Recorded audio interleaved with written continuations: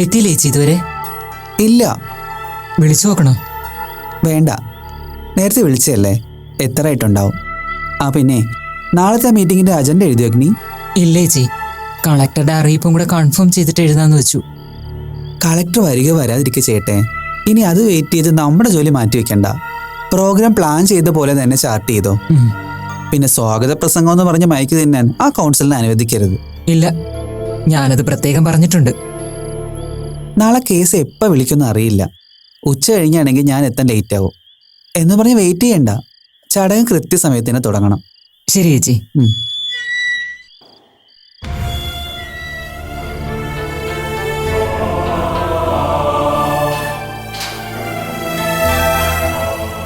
ആ വാ വാ. ഒടുവിൽ ഞങ്ങളുടെ അടുത്ത് തന്നെ നിനക്ക് വരേണ്ടി വന്നു അല്ലേ അപ്പു? അഗ്നി, ഇപ്പോഴാണോ നിനക്ക് ഇതൊക്കെ ചോദിക്കാനും പറയാനുള്ള സമയം കിട്ടിയത്? അപ്പൂന് പോകാൻ വേറെ ഇടയില്ലാഞ്ഞിട്ടൊന്നും അല്ല ഇവിടെ വന്നത്. നമ്മളുള്ള വിശ്വാസം കൊണ്ട് വന്നതാ. അഗ്നീച്ചി പറഞ്ഞോട്ടെ മാഡം, എനിക്കതിലെ വിഷമമൊന്നുമില്ല.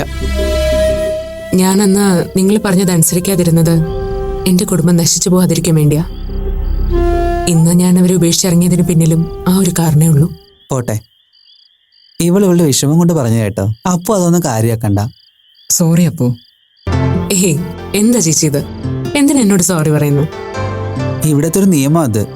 അറിഞ്ഞോ അറിയാതെയോ നമ്മൾ ആരെങ്കിലും വേദനിപ്പിച്ചെന്ന് തോന്നിയാ വലിപ്പ ചെറുപ്പം നോക്കാതെ ക്ഷമ പറയണമെന്നുള്ളത്. നീ വല്ലതും കഴിച്ചിട്ടാണ് വന്നത്? എനിക്ക് ഒന്നും വേണമെന്നില്ല മാഡം. ആദ്യമായിട്ട് ഞങ്ങളുടെ വീട്ടിൽ വന്നിട്ട് പട്ടിണി കിടക്കാനോ? അത് പറ്റില്ല. സത്യമായിട്ടും വിശപ്പില്ലഞ്ഞിട്ടാ. എനിക്ക് നിർബന്ധിക്കണ്ട അഗ്നി. ഇവിടെ ഫോർമാലിറ്റീസ് ഒന്നുമില്ല കേട്ടോ. അപ്പൂന് ഇഷ്ടമുള്ളതൊക്കെ ചെയ്യാം, ആരും വിലക്കില്ല. നല്ല ക്ഷീണം കാണും. കഥകളൊക്കെ നമുക്ക് സൗകര്യം പോലെ പറയാം. ഇനി ഇഷ്ടം പോലെ സമയമുണ്ടല്ലോ. ഉറക്കം വരുന്നെങ്കിൽ പോയി കിടന്നോ. താങ്ക്സ്, നല്ല ക്ഷീണമുണ്ട്. അഗ്നി, അപ്പുന്റെ റൂം കാണിച്ചു കൊടുക്ക്. വാ അപ്പു. ആ അപ്പു, ഞാൻ പറഞ്ഞല്ലോ, അപ്പു സ്വന്തം ഇഷ്ടപ്രകാരമാണ് ഇവിടെ വന്നതെന്ന് ഉത്തരവാദിത്തപ്പെട്ട ഒരാളുടെ മുമ്പാകെ സാക്ഷ്യപ്പെടുത്തണം. അതേ ഉള്ളൂ ഇവിടെ ആകെയുള്ളൊരു നിബന്ധന. ആളെ അപ്പുവിന് തീരുമാനിക്കാം. നാളെ മതി. ശരി മാഡം. ഓക്കെ, എന്നാ പോയി കിടന്നോളൂ. Good night. Good night.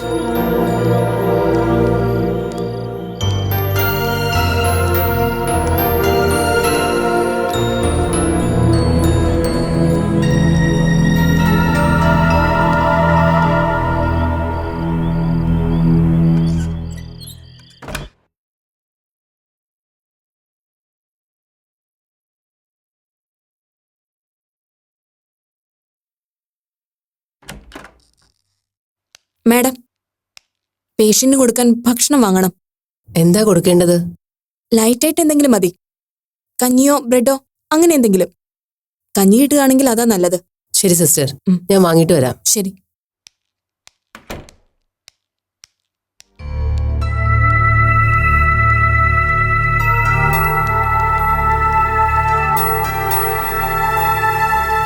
Malu, അങ്കിളിനിപ്പോ എങ്ങനെയുണ്ട്? ബോധം വീണിട്ടുണ്ട്, കുഴപ്പമില്ല. ഇപ്പൊ ഭക്ഷണം എന്തെങ്കിലും വാങ്ങിക്കൊടുക്കാൻ പറഞ്ഞു. അത് വാങ്ങാൻ വേണ്ടി ഞാൻ ഇറങ്ങുമായിരുന്നു. അപ്പൊ എവിടെ ആന്റി? ഞാൻ ഇന്നലെ മുതൽ അവളെ ട്രൈ ചെയ്യാം, കിട്ടുന്നില്ലല്ലോ. നമ്പർ സ്വിച്ച് ഓഫ് എന്നാ പറയുന്നത്. എന്താ ആന്റി? അപ്പു എന്നോട് പിണങ്ങി എങ്ങോട്ടോ മാറി നിൽക്കാം മോളെ. ആന്റിയോട് പിണങ്ങിയോ? എന്തിന്? എന്തിനാന്ന് വ്യക്തമായിട്ട് എനിക്കും അറിയില്ല. പെട്ടെന്നുള്ള ദേഷ്യത്തിന് അവളെന്തോ പറഞ്ഞപ്പോ ഞാൻ അറിയാതെ ഒന്ന് കയർത്തു. അതവക്ക് നല്ല വിഷമമായി. അതുകൊണ്ടാവും അവളിപ്പോ മാറി നിൽക്കുന്നത്. ഈ സമയത്ത് അവൾ അങ്ങനെ ഒരു തീരുമാനം എടുക്കണമായിരുന്നോ? എനിക്കറിയില്ല മാളു, അവക്ക് എന്താ സംഭവിച്ചതെന്ന്. എന്നിട്ടിപ്പോ അവൾ എവിടെ ആന്റി? അതൊക്കെ ഞാൻ വന്നിട്ട് പറയാം. മോള് നിൽക്ക, ഞാൻ പോയി കഞ്ഞി വാങ്ങിട്ട് വരാം. വേണ്ട, ആന്റി ഇവിടെ ഇരിക്കും. ഭക്ഷണം ഞാൻ വാങ്ങിക്കോളാം. വേണ്ട മോളെ, ഞാൻ പൊയ്ക്കോളാം. വേണ്ടെന്നേ, ആന്റി ഇവിടെ ഇരുന്നു. എന്തേലും ആവശ്യത്തിന് വിളിച്ചാലോ? ശരി, ക്യാൻറ്റീനിൽ നിന്ന് വാങ്ങിയാൽ മതി. ക്യാൻറ്റീൻ എവിടെയാണെന്നറിയോ? അതൊക്കെ ഞാൻ കണ്ടുപിടിച്ചോളാം. ആന്റി പോയിരുന്നോ, ഞാൻ പോയിട്ട് വരാം.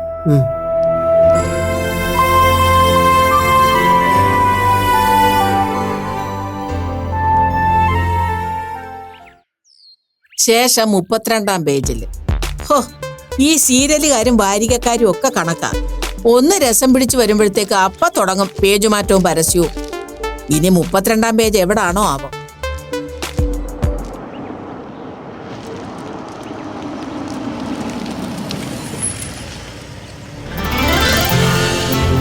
ആഹാ, ഡോക്ടറോ?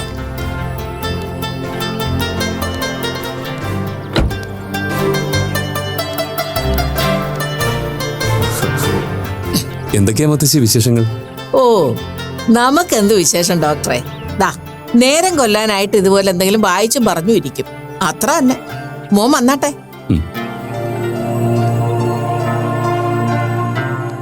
ആ, ഇരിക്കും മോനെ. അശ്വതി, ഇങ്ങോട്ടൊന്ന് വന്നേ.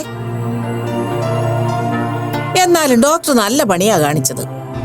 ഞങ്ങള് കരുതിയതേ മുരളി ഡൽഹിക്ക് പോകുന്നതിന് മുമ്പ് ഡോക്ടർ ഇങ്ങോട്ട് വരുമെന്നായിരുന്നു.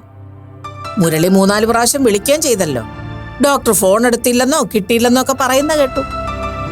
ഡോക്ടറെ കാണാഞ്ഞ് അവനും ആകെ നിരാശനായിരുന്നു കേട്ടോ. ആ ജോബിൻ, ഇവിടെ ഒരാള് ജോബിനെ ഇത്ര നേരം വെയിറ്റ് ചെയ്തിട്ടാ പോയത് കേട്ടോ. മുത്തശ്ശി ആ കാര്യം പറഞ്ഞുകൊണ്ടിരിക്കുകയായിരുന്നു. സോറി ആൻറ്റി, ഞാൻ ആ സമയത്ത് OT-യിലായിരുന്നു. ഓപ്പറേഷൻ തിയേറ്ററിൽ നിന്ന് ഇറങ്ങിയപ്പോ മറ്റു ചില തിരക്കുകൾ.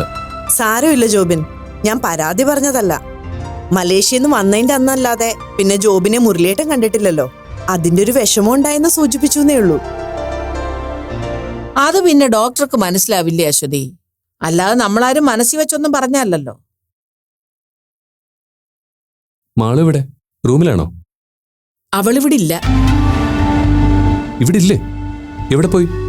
അവൾ ആ പണിക്കരെ കാണാൻ വേണ്ടി ഇറങ്ങിയതാ. പോയിട്ട് കുറച്ചു നേരമായി. ഇന്നലെ വന്നിടം മുതല് ബിപിയേട്ടനെ കാണാൻ പോണെന്ന് അവള് പറയുന്നുണ്ടായിരുന്നു. ജോബിനൂടെ വന്നിട്ട് പോവാന്ന് ഞാനും മുരളിയേട്ടനും ഒക്കെ പറഞ്ഞതാ. ഇന്ന് ഇതുവരെയും ജോബിനെ കാണാഞ്ഞിട്ട് തനിച്ചു പോയിട്ട് വരാന്നും പറഞ്ഞ അവള് ഹോസ്പിറ്റലിലേക്ക് പോയി. എന്നിട്ട് ഞാൻ ഇത്രയും സമയവും ആ ഹോസ്പിറ്റലിൽ ഉണ്ടായിരുന്നല്ലോ. മാളു അവിടെ വന്നില്ലല്ലോ. അപ്പൊ ഡോക്ടർ അവിടുത്തെ ആശുപത്രി തിരക്കിലാണെന്ന് പറഞ്ഞ ചുമ്മാ ആണോ? പണിക്കരുടെ അടുത്തായിരുന്നല്ലേ? എന്റെ ഹോസ്പിറ്റലിലെ ജോലി കഴിഞ്ഞിട്ട് ഞാൻ വിജയങ്ങളുടെ അടുത്തേക്ക് പോയത്. കഴിഞ്ഞ 1-2 മണിക്കൂറായി ഞാൻ അവിടെ തന്നെ ഉണ്ടായിരുന്നു. ആ സമയത്തിനുള്ളിൽ മാളു അവിടെ വന്നില്ലെന്ന് ഞാൻ പറഞ്ഞത്. അതിന് അവൾ ഇവിടുന്ന് പോയിട്ട് അധിക നേരം ഒന്നും ആയില്ല. ഏറിയ 1 മണിക്കൂർ നേരം അല്ലേ അശ്വതി? അതെ, അത്രയൊക്കെ ആയിട്ടുള്ളൂ. ഒരുപക്ഷെ ജോബിന് അവിടുന്ന് ഇറങ്ങിയിട്ടായിരിക്കും അവൾ അവിടെ ചെന്നത്. അല്ല, മാളു ജോബിനോട് ഹോസ്പിറ്റലിൽ പോണ കാര്യമൊന്നും പറഞ്ഞില്ലായിരുന്നോ? ഇല്ല, ആരും എന്നോട് അങ്ങനൊരു കാര്യം പറഞ്ഞില്ല. പറഞ്ഞിരുന്നെങ്കിൽ മാളു എവിടെ പോയിന്ന് ഞാൻ ചോദിക്കില്ലായിരുന്നല്ലോ. അവള് ഡോക്ടറിനെ വിളിച്ചിട്ടുണ്ടാവും. വിളിച്ചിട്ട് കിട്ടാഞ്ഞിട്ടാവും മോനത് അറിയാതെ പോയത്. എങ്ങനെ കിട്ടാനാ? ഡോക്ടറുടെ ഫോൺ എപ്പോഴും ഓഫ് ചെയ്ത് വെച്ചേക്കല്ലേ. അഥവാ കിട്ടിയാലും കോൾ എടുക്കില്ലല്ലോ. പിന്നെ അവളെ കുറ്റം പറഞ്ഞിട്ട് വല്ല കാര്യമുണ്ടോ? ഞാൻ കുറ്റം പറഞ്ഞതല്ല മുത്തശ്ശി. മാളു വിജയങ്ങളെ കാണാൻ ഹോസ്പിറ്റലിലേക്ക് പോയത് ഞാൻ അറിഞ്ഞില്ലെന്നേ ഉദ്ദേശിച്ചുള്ളൂ. അവൾ ഇപ്പൊ വരുമായിരിക്കും. ജോബിനിരിക്ക, ഞാൻ ചായ എടുക്കാം. വേണ്ട ആന്റി, ഞാൻ ഇറങ്ങാം. അയ്യോ, പോവാണോ? ഇതെന്ത് പോക്കാ ഡോക്ടറെ? ചായയൊക്കെ കുടിച്ച് നമ്മൾ എന്തെങ്കിലും മിണ്ടിയും പറഞ്ഞു ഇരിക്കുമ്പോഴേക്കും മാളു ഇങ്ങ് വരത്തില്ലേ? അശ്വതി, നീ ചായ എടുക്കുമോളെ. ഇപ്പൊ വേണ്ട ആന്റി. പാവം, ആ പണിക്കരുടെ കാര്യം എന്താവോ എന്തോ. രക്ഷപ്പെടാൻ ചാൻസ് വല്ലതും ഉണ്ടോ? ഞാൻ ഇറങ്ങാം ആന്റി. അല്ല, നമ്മള് പണിക്കരുടെ കാര്യമൊന്നും പറഞ്ഞില്ലല്ലോ. ഡോക്ടർ കണ്ടിട്ട് എങ്ങനുണ്ട്?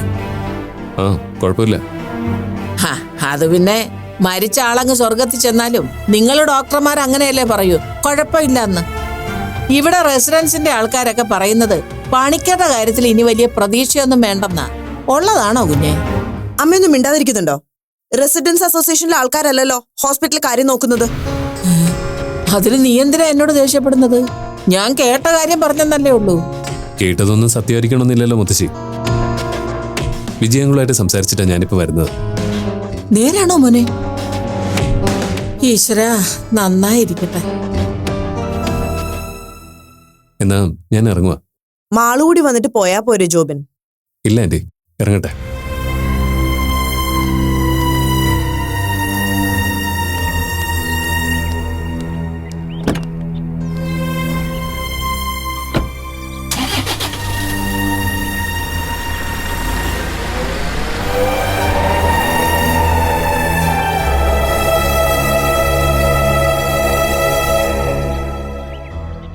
മാളു ചോദിക്കാതെ ആശുപത്രിയിലേക്ക് പോയത് നിന്റെ മരുമോൻ അത്ര പിടിച്ചില്ലെന്ന് തോന്നല്ലോ അശ്വതി.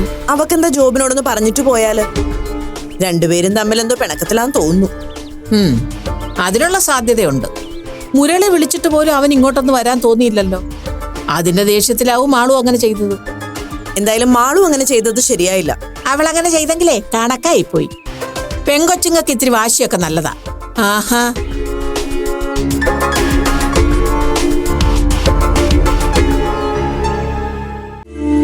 അപ്പോ അന്ന് ആ സ്ത്രീയെ കാണാൻ പോകുന്നത് ഞാൻ അറിഞ്ഞിരുന്നില്ല മോളെ. അറിഞ്ഞിരുന്നെങ്കിൽ ഉറപ്പായിട്ട് ഞാനത് വിലക്കിയേനെ. അങ്ങനെയായിരുന്നെങ്കിൽ പ്രശ്നങ്ങളൊന്നും ഉണ്ടാവില്ലായിരുന്നു. അതൊന്നും ഇനിയിപ്പോ പറഞ്ഞിട്ട് കാര്യമില്ലല്ലോ ആന്റി. സംഭവിക്കാനുള്ളത് സംഭവിച്ചില്ലേ. അവരും അപ്പുവായിട്ട് നല്ല രീതിയിലാണ് പിരിഞ്ഞത്. പക്ഷെ അപ്പുവിനെ അവിടെ കണ്ടപ്പോ BP പെട്ടെന്ന് പ്രൊവോക്ഡായി. അങ്ങനെയാ അപ്പുവിനെ ഉപദ്രവിക്കാൻ ശ്രമിച്ചതും അതിനിടയിൽ VPക്ക് അപകടം പറ്റിയതും. ഒന്നാലോചിച്ചപ്പോ എല്ലാത്തിനും കാരണം അപ്പു ആണല്ലോ എന്ന് ഒരു നിമിഷം ഞാൻ ഓർത്തുപോയി. അതുകൊണ്ടാ ഞാൻ അവളോട് കയർത്ത് സംസാരിച്ചത്. പക്ഷേ അതവക്ക് ഇത്രമാത്രം ഫീൽ ചെയ്യുമെന്ന് ഞാൻ ഒട്ടും പ്രതീക്ഷിച്ചില്ല. അപ്പുവിന്റെ ക്യാരക്ടർ ആന്റിക്ക് അറിയില്ലേ. നമ്മൾ ഒട്ടും പ്രതീക്ഷിക്കാത്ത ഒരു കാര്യത്തിലാവും അവള് പെട്ടെന്ന് പിണങ്ങും ദേഷ്യപ്പെടുകയൊക്കെ ചെയ്യുന്നത്. പോട്ടെ, ഇനിയിപ്പോ അതൊക്കെ പറഞ്ഞിട്ട് എന്തിനാ? അപ്പു എവിടെയാണെന്ന് വല്ല സൂചനയും നന്ദൻ സാർ തന്നു ആന്റിക്ക്? അങ്ങനെ വ്യക്തമായിട്ടൊന്നും നന്ദൻ പറഞ്ഞില്ല. നന്ദന്റെ വീട്ടിലായിരിക്കും അപ്പുന്നാ ഇപ്പോഴും ഞാൻ ബലമായിട്ട് വിശ്വസിക്കുന്നത്. പക്ഷെ ഞാൻ എത്ര ചോദിച്ചിട്ടും അപ്പു അവിടെ അല്ലെന്ന് തന്നെയാ നന്ദൻ പറയുന്നത്. എനിക്കും തോന്നുന്നത് അത് തന്നെ ആന്റി. വക്കീലിന്റെ വീട് അവൾക്ക് താമസിക്കാൻ സേഫായ ഒരിടം അല്ല. വക്കീലും ആ കുട്ടിയും അറിയാതെ അപ്പു എങ്ങോട്ടും മാറില്ല. പിന്നെ നന്ദൻ സാറിനെയും കുറ്റം പറയാൻ പറ്റില്ലല്ലോ. താൻ അവിടെയുള്ള കാര്യം ഒരിക്കലും ആന്റിയോട് പറയരുതെന്ന് അപ്പു വക്കീലിനെ കൊണ്ട് സത്യം ചെയ്യിച്ചിട്ടുണ്ടാവും. അതാവും അപ്പു അവിടെ ഉണ്ടെന്ന് സാറ് സമ്മതിച്ചു തരാത്തത്. എവിടെയാണെങ്കിലും അപ്പു സേഫായിട്ടിരിക്കുന്നു എന്ന് അറിഞ്ഞാൽ മതി എനിക്ക്. അതോർത്ത് ആന്റി വിഷമിക്കണ്ട. നന്ദൻ സാർ അറിഞ്ഞുകൊണ്ടാണ് അപ്പുവിന്റെ ഈ മാറി നിൽക്കില്ലെങ്കിൽ ഉറപ്പായിട്ടും അപ്പു സേഫായ സ്ഥലത്ത് തന്നെയായിരിക്കും.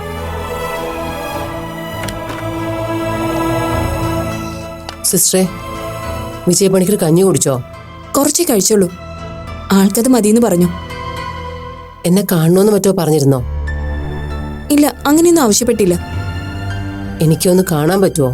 ഇല്ലില്ല, ഡോക്ടർ വന്നിട്ട് പോയിട്ട് വിസിറ്റേഴ്സിന് അനുവദിക്കൂ.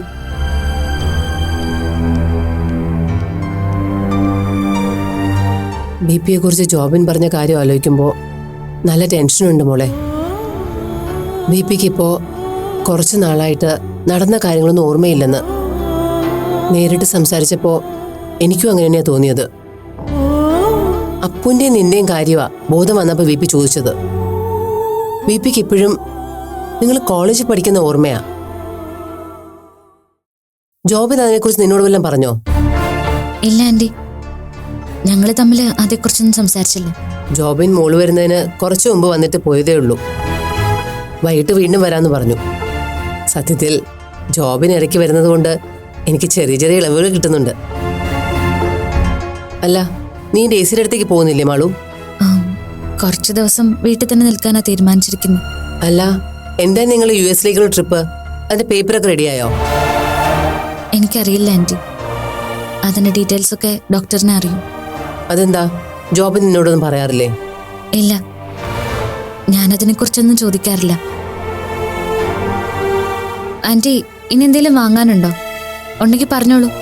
ഏയ്, ഇനിയൊന്നുമില്ല. അഥവാ ഉണ്ടെങ്കിൽ തന്നെ എനിക്ക് മാനേജ് ചെയ്യാവുന്നതേ ഉള്ളൂ. എന്നാ ഞാൻ ഇറങ്ങട്ടെ ആന്റി. എന്താ ഇത്ര ധൃതി? ജോബിൻ കുറച്ചുകഴിഞ്ഞിട്ട് വരുന്നു പറഞ്ഞിട്ടാ പോയത്. മോക്ക് ജോബിൻ കൂടി വന്നിട്ട് പോയാ പോരെ? അത് വേണ്ട. ഡോക്ടർ ഇനി എപ്പോ വരുന്നു പറഞ്ഞിട്ടാ. ഞാൻ ഇറങ്ങട്ടെ. വൈകി ചെന്ന അമ്മയും മുത്തശ്ശിയൊക്കെ വഴക്ക് പറയും. അമ്മ വരാത്തതിൽ ആന്റിക്ക് വിഷമൊന്നും തോന്നരുതെന്ന് പറയാൻ പറഞ്ഞു.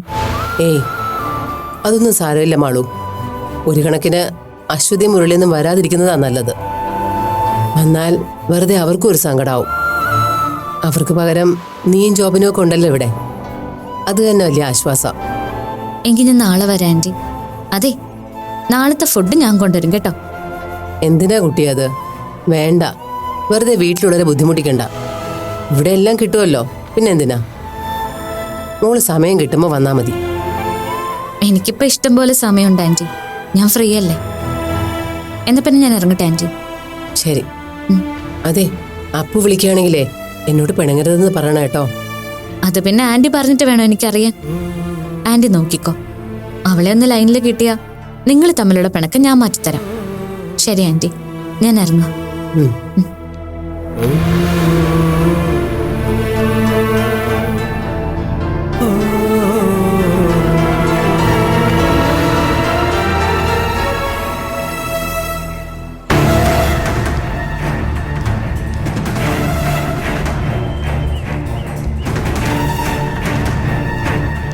എക്സ്ക്യൂസ് മീ മാളവിക,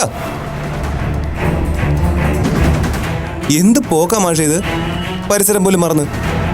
ഞാൻ എത്ര നേരെ തന്നെ വെയിറ്റ് ചെയ്ത് ഇവിടെ ഇരിക്കുകയാണെന്ന് അറിയാവോ? തന്നെ ഞാനൊന്ന് കാണാനിരിക്കായിരുന്നു. എന്താ വിശേഷിച്ച്? വിശേഷം ഉണ്ടോ? പറയാം. താൻ എന്റെ അച്ഛനോട് എന്താ പറഞ്ഞു കൊടുത്തത്? ഞാൻ വിളിച്ചിട്ടാണ് അന്ന് രാത്രി താൻ എന്റെ വീട്ടിൽ വന്നതെന്നല്ലേ? എനിക്ക് തോന്നി അത് തൻ്റെ അച്ഛൻ തന്നോട് പറഞ്ഞാണോന്ന്. പൊന്നു മാളൂസേ, അന്നത്തെ സാഹചര്യത്തിൽ കൈയോടെ പിടിക്കപ്പെട്ടപ്പോ രക്ഷപ്പെടാൻ പെട്ടെന്ന് വായി തോന്നിയത് അങ്ങനെയാ. രണ്ടും കൽപ്പിച്ച് അങ്ങനെ ഒരു കാച്ചും കാച്ചി. അതോടെ തൻ്റെ അച്ഛനും ഫ്ലാറ്റ്. ആ ഗ്യാപ്പില് ഞാൻ അവിടുന്ന് സ്കൂട്ടാവുകയും ചെയ്തു. താൻ എല്ലാം അറിഞ്ഞ സ്ഥിതിക്ക് ഐ എം റിയലി സോറി. ഇതിന് തന്നെ ഞാൻ വെറുതെ വിടുന്ന താൻ വിചാരിക്കണ്ട. അതിന് താൻ എന്നോട് സോറി പറയും വേണ്ട. പോലീസ് അന്വേഷിച്ച് വീട്ടിലെത്തുമ്പോ പുന്നാര പെങ്ങളുടെ അടുത്തും ചേട്ടന്റെ അടുത്തും പറഞ്ഞാ മതി സോറി. അതെ, തൻ്റെ അച്ഛൻ അത്രയ്ക്ക് ബുദ്ധിമോശം കാണിക്കില്ല എന്ന് എനിക്ക് നന്നായിട്ട് അറിയാം. ചിലപ്പോ പോലീസ് കേസ് കൊടുത്താൽ ഞാൻ അകത്താവും. പക്ഷേ ഒപ്പം താനും തൻ്റെ വീട്ടുകാരും നാറുമെന്ന് മിസ്റ്റർ മുരളീകൃഷ്ണന് നന്നായിട്ട് അറിയാം. അങ്ങനെ ഒരു കേസിൽ പ്രതിയായാൽ ഞാൻ വെറുതെ ഇരിക്കുമെന്ന് തനിക്ക് തോന്നുന്നുണ്ടോ? താൻ വിളിച്ചിട്ടാ ഞാൻ വന്നതെന്ന് കാശ് കൊടുത്ത് നല്ലൊരു വക്കീലിനെ കൊണ്ട് കോടതിയിൽ ഞാൻ സ്ഥാപിക്കും. അതോടെ ഞാൻ വരും. നാറാനുള്ളത് താനും തൻ്റെ ഫാമിലിയും നാറുകയും ചെയ്യും. അങ്ങനെ സ്വയം നാറണമെന്ന് നിർബന്ധമാണെങ്കിൽ അച്ഛനോട് പറഞ്ഞ് മക്കളൊരു കേസ് കൊടുപ്പിക്കും.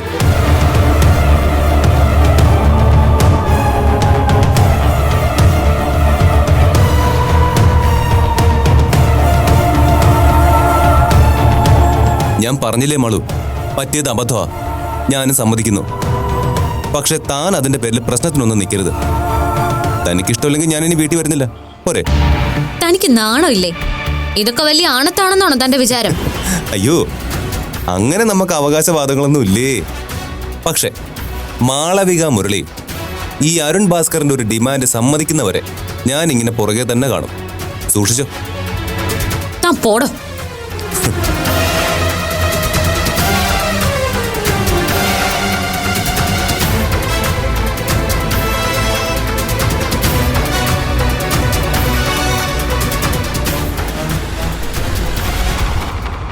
ആ, എത്തിയോ?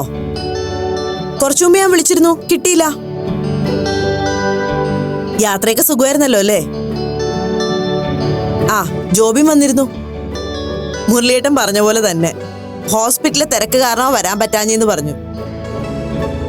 ഇല്ലില്ല, അപ്പോഴേ പോയി. ശരി, ഞാൻ രാത്രി വിളിക്കാം. ഓക്കെ. ആരാ അശ്വതി? മുരളിയാണോ വിളിച്ചത്? അതേമ്മേ, ആള് ഹോട്ടലിലേക്ക് പോയിക്കൊണ്ടിരിക്കുക. നേരെ ഇത്രയായല്ലോ, മാളുവിനെ ഇതുവരെ കണ്ടില്ലല്ലോ.